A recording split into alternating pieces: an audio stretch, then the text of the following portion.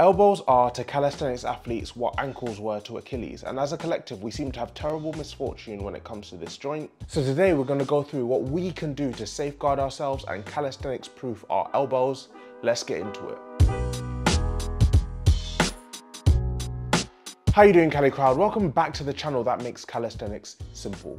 Let's take a second to talk about why our elbows are so injury prone. Probably a good place to start, right? And there are two main issues that really plague bodyweight athletes. Tennis elbow, characterized by pain on the outside of the elbow, is a chronic problem symptomatic of overuse in movements such as curling or hyperextending, which we definitely see a lot in calisthenics.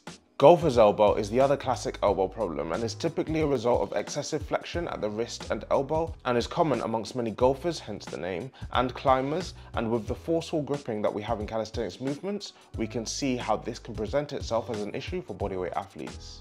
Both of these issues have elbow in the name, but actually that can be a little bit of a misnomer, specifically when we consider that pain can be felt in the forearm and as far as up to the wrist. In fact, the muscles responsible for wrist flexion and wrist extension, and actually also pronation and supination of the forearm, all originate in the elbow, such as the flexor digitorum superficialis, the flexor carpi radialis, and the flexor carpi ulnaris as examples, all originate here. So it's important to understand that even though we may feel pain in the elbow, these issues could occur from poor wrist conditioning. I have a full video where I break down how to strengthen the wrist within the context of calisthenics training, and it's important to consider this when it comes to prehabilitation of the elbows as well. But generally, when it comes to looking after a joint, we need to understand that joints really love three things, and they all begin with B, so it's really nice and easy to remember. They love balance, they love blood, and they love a break.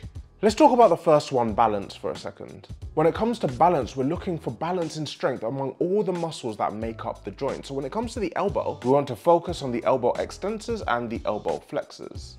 One of the biggest pitfalls of calisthenics skill work in particular is that we can become hyper-focused on one particular skill or movement or exercise goal, often to the exclusion of all else. And if we spend too much time doing this, especially on repeat, we create imbalances in our elbows. Overuse in this way is a surefire route to injury, so we need to make sure that we're balancing flexion and extension accordingly. Which brings me on to the second point on things that joints love, which is blood.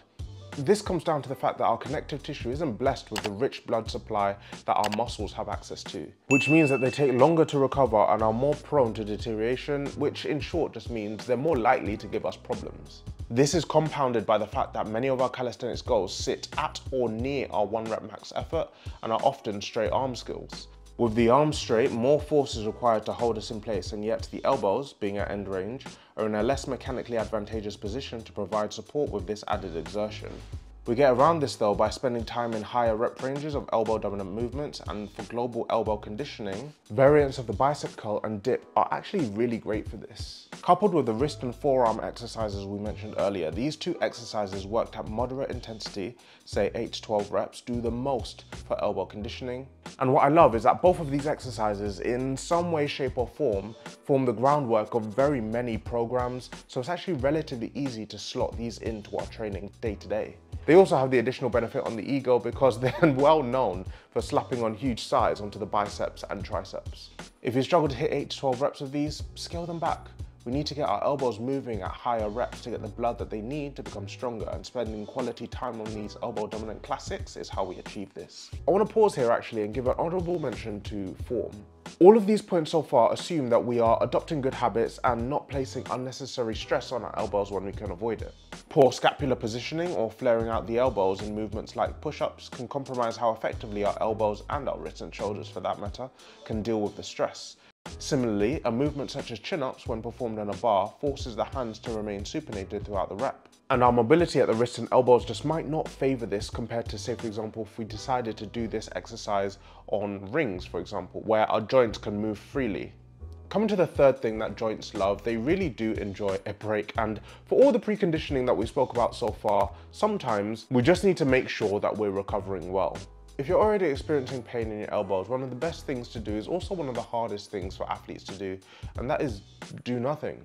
Understanding that we only get stronger from what we can recover from is the signal of training maturity, and I'm convinced that intuitively we all know when we've gone too far and need to take our foot off the gas slightly.